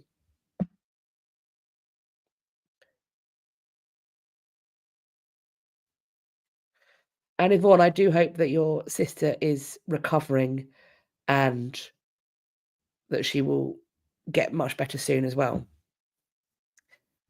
Jessie asked, could they have been shutting down cameras and alarms so they could steal? Theoretically, but it's very interesting to me that they had to shut the temporary exhibition even to people who had pre-bought tickets. I think that what they took offline was the ticketing and sales sort of thing.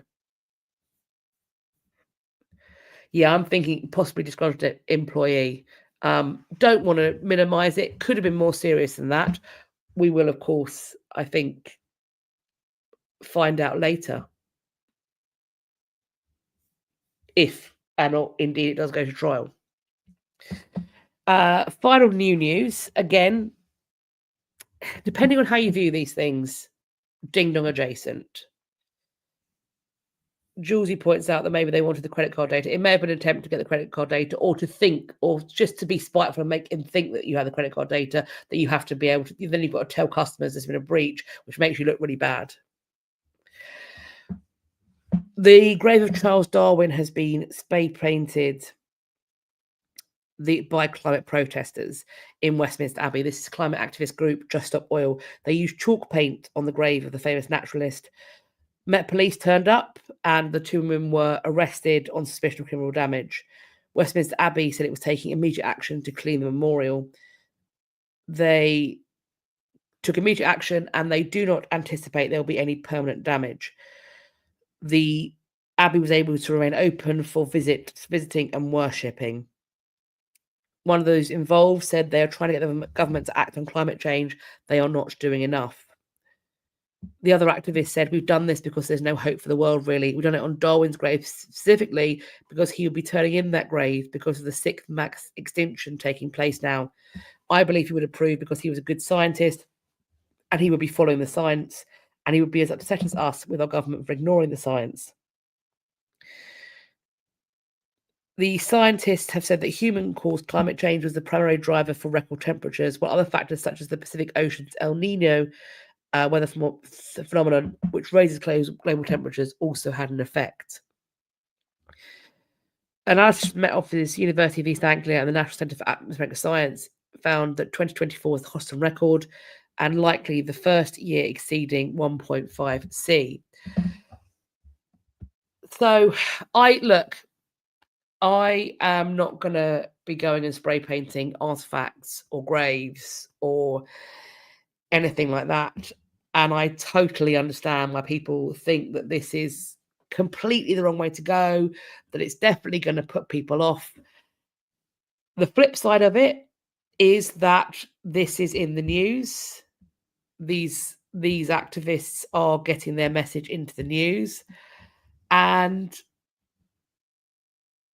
as much as we want to preserve our art and our heritage sites, it's going to be very hard to do that if it's under 6 foot of water. So, and I also look at protest movements of the past, and very rarely if ever, have things been achieved, social change, government policy change, particularly when it's unpopular because of the profits the government and those who were funding them were making. When those things are unpopular, asking nicely and waiting politely doesn't get the change done. It does take direct action. And a bit of spray paint that can be cleaned off is fairly weak sauce in comparison with things like, for example, the suffragettes did.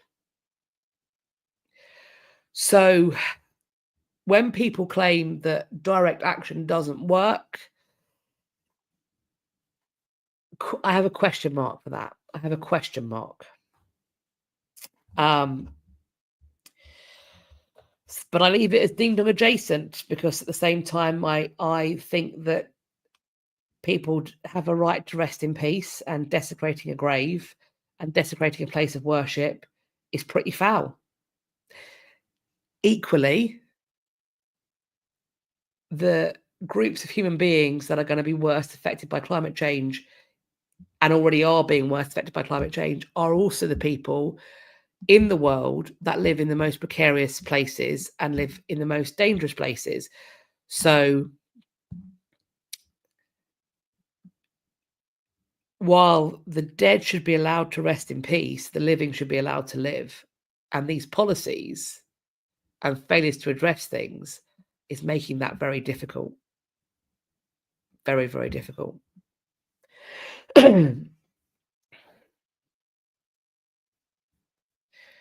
Jessie points out Alicia not poo-pooing petrol stations. I mean, and Julesy, it's a slippery slope from this cutting down ancient oaks. However, there's no evidence of them even coming close to that. No evidence at all of them coming close to doing anything like that. When they throw paint on paintings, it's always the ones that are behind really protected glass. The chemicals they use are cleanable. There is a choice that's made to do something that looks really heinous and no doubt causes disruption, but doesn't cause lasting damage. To my mind, these people have done their research. They certainly were. They certainly were. And smashing in windows and spoiling all sorts of things. They were violent in what they were attempting to achieve.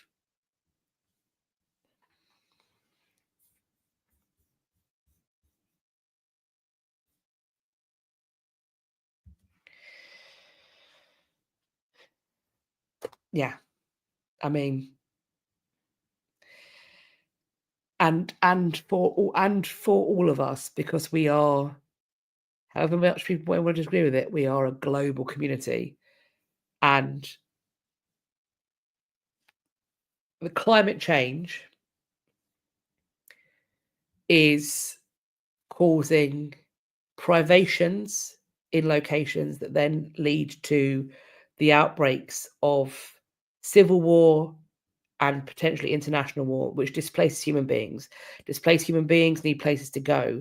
There becomes a influx of migration, potentially into other places and nations that cannot support it, because they too are adjoining to those places. And so there is a difficulty in food, water, land, etc., etc. And so the tension ramps up when you have displaced populations and when you have changes in the natural environment and wild animals coming into contact with human beings. You then get a rise of zoonotic and zootropic illnesses and diseases and pandemics.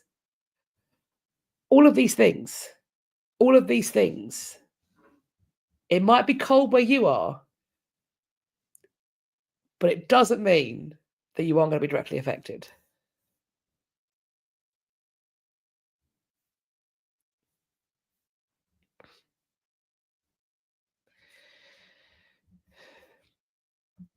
And that's the other thing is you let the flood water get into the crypts, and then you've got a whole other set of situations, particularly if the coffins are lead.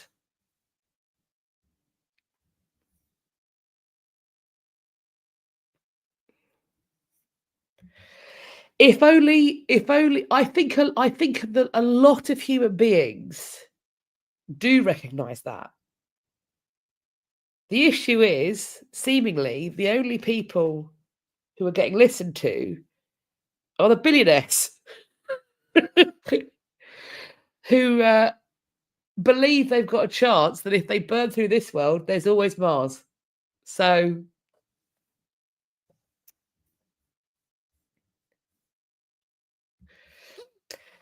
we're on to our ding-dongs now. Watch me get furious. So here we go. Some absolute clowns have been raiding a hidden medieval church in Italy. The Carabinieri's Command for the Protection of Cultural Heritage have located an 11th century church beneath Naples. This is some 25 feet below street level, and there was a well-preserved frescoed apse that's been uncovered. Apse, that was, by the way, with an image of Christ enthroned, surrounded by simple decorative features. The floor is made of white marble slabs. This historically significant find was previously unknown, but it's been rescued for the Italian public after it had been discovered by a gang of tombaroli, which is a really fun name for really bad people because they are tomb raiders. Tombaroli sounds like they come round to your house with a tombola and you pick out a raffle prize. No, these bum faces are stealing stuff. And it's allegedly been led by a local who was described as a entrepreneur. The alleged ringleader and his gang were amassing precious artifacts, some of which have been sold. Around 10,000 fragments of Roman and medieval pottery have been recovered from this entrepreneur's possession, as well as 453 undamaged artifacts, including terracotta oil lamps and pipes, amphora, and Roman and medieval coins. So this gang were at work for several months before they were discovered, and they used everyday ambient noise during the workday to disguise their loudest activity, but they were being observed by the squad, and they staked at the building and tapped the alleged ringleader's phone. So they kept near to the ground and they found out what's going on. Although his intentions may have been criminal, it is thanks to this ringleader that this medieval church may now one day be accessible to the public. The Carabinieri were busy in 2024. In the last month, they arrested 4 people who were involved in an international trafficking ring in Puglia and Lazio. And then in November, they recovered precious artifacts worth 8.5 million that had been stolen from the Etruscan necropolis of Tuscany, which we've talked about previously. So the Cabineri are doing, move over, New York DA. Welcome. The Italian Cabineri. Count Valerian, just because the stop clock is right twice a day doesn't mean the clock works. The Tombaroli are very bad people. Smack all of their bots. Naughty, naughty.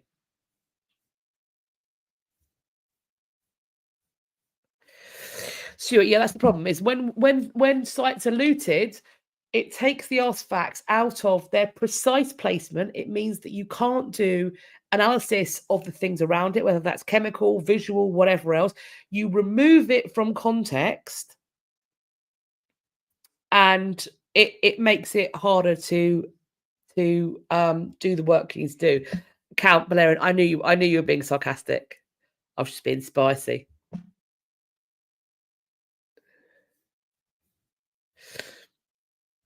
Okay. So, next ding dong. More looters. Drill away a 400-year-old cave, some 400-year-old cave art from the Kohila Nature Reserve. The theft and destruction of these paintings it's a UNESCO World Heritage Site. This is an area in Lizard Canyon in the rugged and remote Sierra de Australia mountains.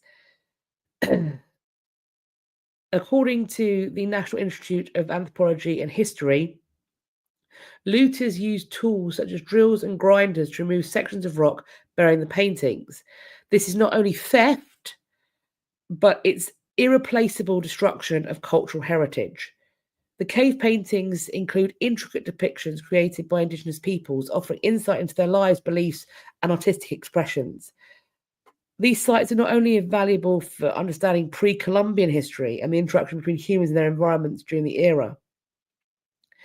A complaint has been filed with the Federal Attorney General, and there are no details yet about suspects or their whereabouts, and the fragments are still lost. But anybody responsible could face a sentence up to 10 years in prison, which to me feels short.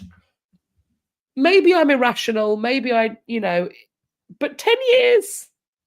More. Give them more. They are also calling for enhanced security measures to prevent similar crimes in the future. Unsurprisingly, the theft has drawn widespread condemnation, as it would. This place is Mexico's third largest state by land area, and it's a significant region for mining and agriculture. Why would you do this?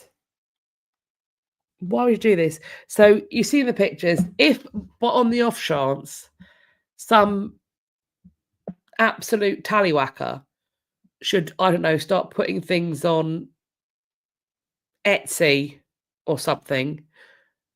I'm not usually one to say this, but snitch them out.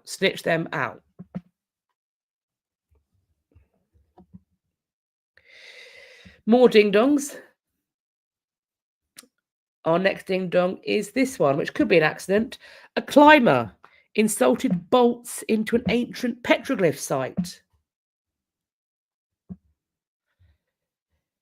In Utah, this is a climber who installed climbing bolts into the site of an ancient petroglyph. I'm sorry, but if you are out, surely, if you're going to go out rock climbing, first thing you do is check where you're going to climb.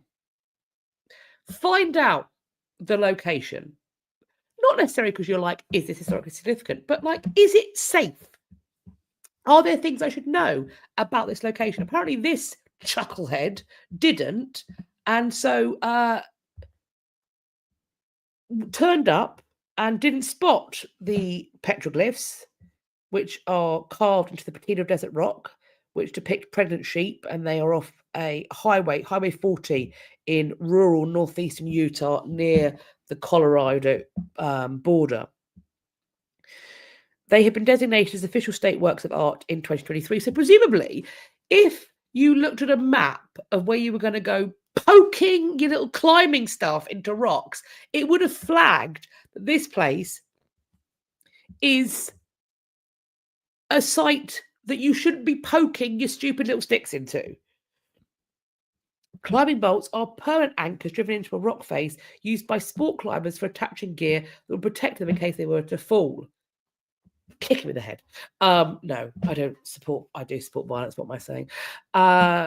Little is known about the history of these petroglyphs, but the panel is listed on the National Register of Historic Places and is protected under the Archeological Resources Protection Act of 1979. As a formally identified cultural site, restrictions do apply about the installation of climbing bolts. The placement of the bolts constitutes an unauthorized alteration of a registered archaeological site. I have not been to Utah. I do recognize that it's vast, but surely if you are going to go out and do an activity that is not like really dangerous, but still risky, I would, if I was going on a hike in the back end of Beyond, where if you get stuck out there, you can get into problems really quick, like real fast. I would want to know everything about where I was going, pinpoint that location, tell my mates, put a tag on me, a tracker on me, just in case I like fall into a gully and have to chew my own arm off. At some point, when you're doing the research you need to do to not be a statistic, nutty putty K style, surely all of this stuff pops up. Oh, Michelle says, as an American, you expect there would be signs everywhere so anyone would know there were ancient artifacts there. See, I was just thinking it would be like on the map when you were doing the research. I didn't even consider that it would be signposted.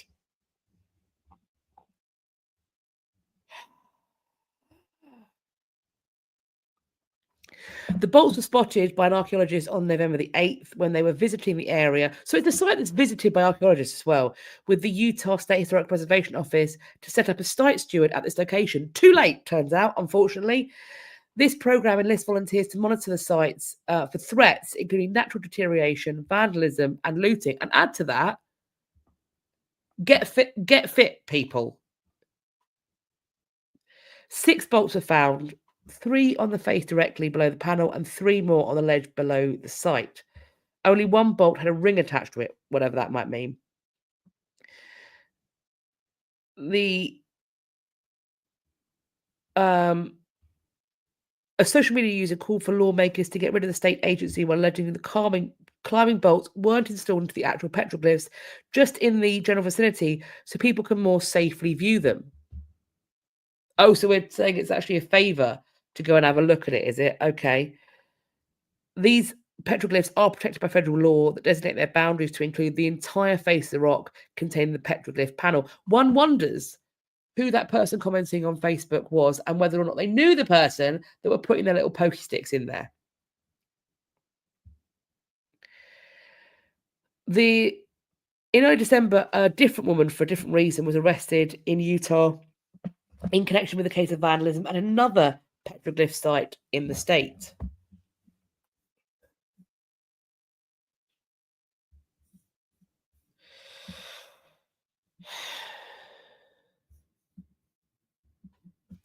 I'm not happy.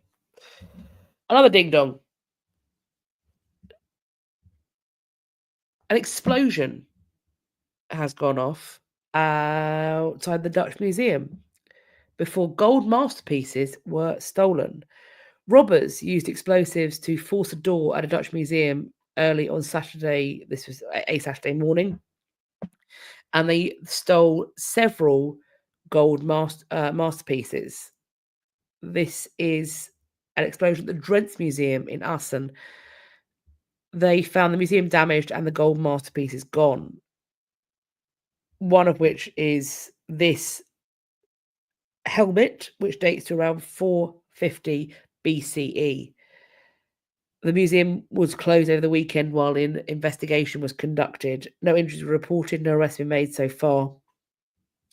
Police did say they received a report of a car fire about an hour or so afterwards. No one was inside the burning vehicle, but they think it might have been linked to the explosion and burglary at the museum, that suspects might have switched to another vehicle in the vicinity of the fire. Police are asking for help from residents near the museum if they've got doorbell cameras, any footage, etc. And if anything is unusually seen, they want them to report it to the police. As with when we had the Mary, Queen of Scots rosary theft, best case scenario, these were stolen to order by a collector who wants them in one piece. As it's gold, the fear is that this is going to be melted down and sold off piecemeal as just gold.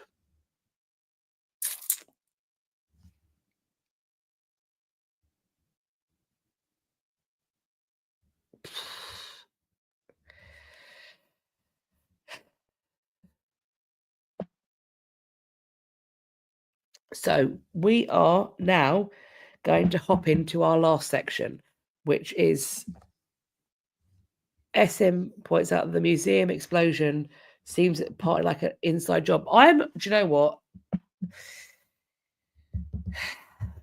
Yeah. I don't know how big the museum is, but I'm often of the belief that when something is a very high security setting, for example, I am of the opinion that everybody that managed to get into the Tower of London when they weren't supposed to, or get out of the Tower of London, had inside help, that it was an inside job. That's not a popular opinion, particularly when it's people who are spiritual in nature. So I know it's not popular that I don't believe, for example, Father John Gerard's account of how he escaped the tower. I don't believe it. But then that's principally because I don't believe that anybody escapes the tower without inside help. I think somebody opens the gates for them. I think somebody turns a blind eye.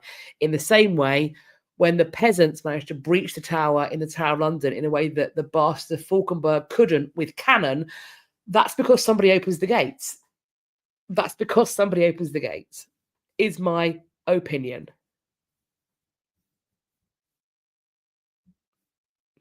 So our first event exhibition, this is If You Can Read Cursive. This is an online one. The National Archives and the National Park Service are looking for people who can read cursive, who would be happy to do some transcription on the War Pension Files transcription mission. If you can do this, if you fancy giving it a go, why not? Head on over. Could be a fun thing to do if you've got a rainy Sunday with nothing else on. This could be a way to, as we all know, everybody who's into history, at least partly, we're into history because we're nosy. We're nosy. We are the same people that when somebody's like typing away and they're next to us, we might have a little eyeball. We want to know what people are reading. We want to see what people are reading. If there's a conversation, we might ever so slightly earwig it, because historians want to pull back the curtains of the past and just have a little nose about. So here we have documents that were handwritten in archives, perhaps some of which were never meant to be seen by anybody apart from one person. And you, if you can read cursive, can be a nosy Nelly and help as well. See, put your nosiness to good use. Twitch those curtains in a helpful fashion.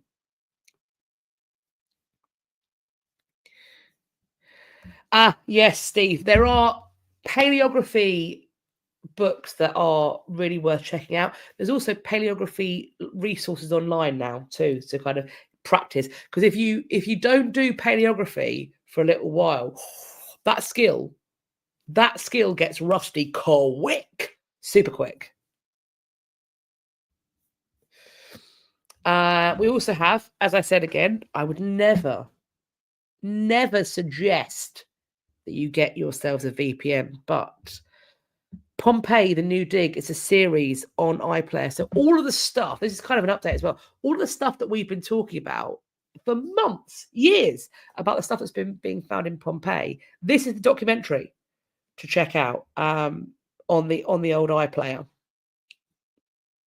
There's also a collection of photographs that I think you might be interested in. This is behind the scenes at the British Museum. It's another online resource. It's a collection of photographs of behind the scenes of British Museum. Very much worth checking out. There's some really cool pictures in there, actually. So good to have a little looky-loo of. And last, by no means least, this one is a few months from now.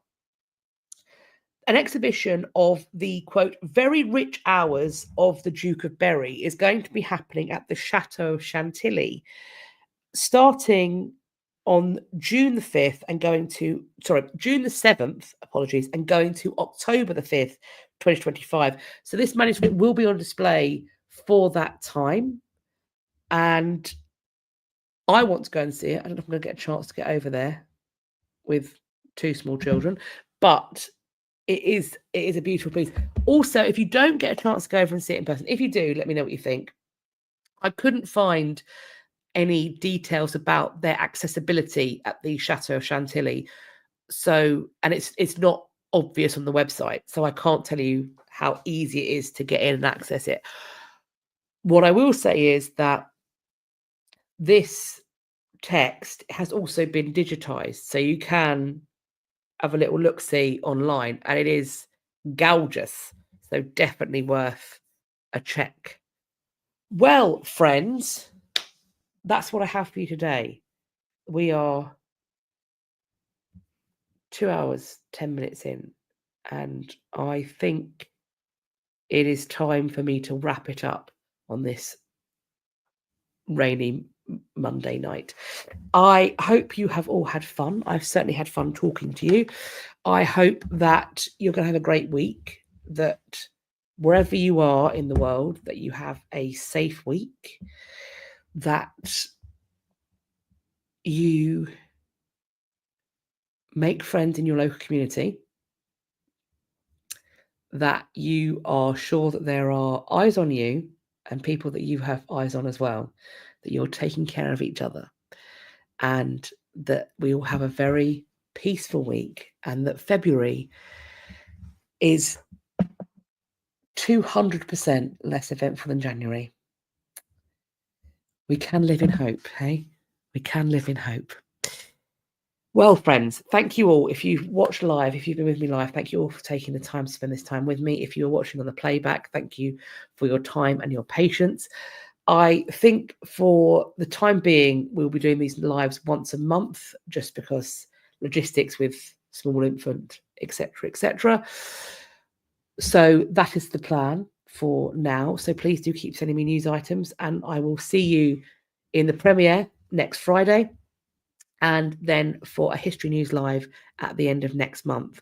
Once again, what I'm sat in front of today is Notre Dame. Thanks again to Amy for sending me this photograph from your trip to the new Notre Dame. Thank you, Yvonne, so much. I hope you all have a great time. Do stay well. I look forward to speaking to you all next time. Take care of yourselves. Bye-bye for now.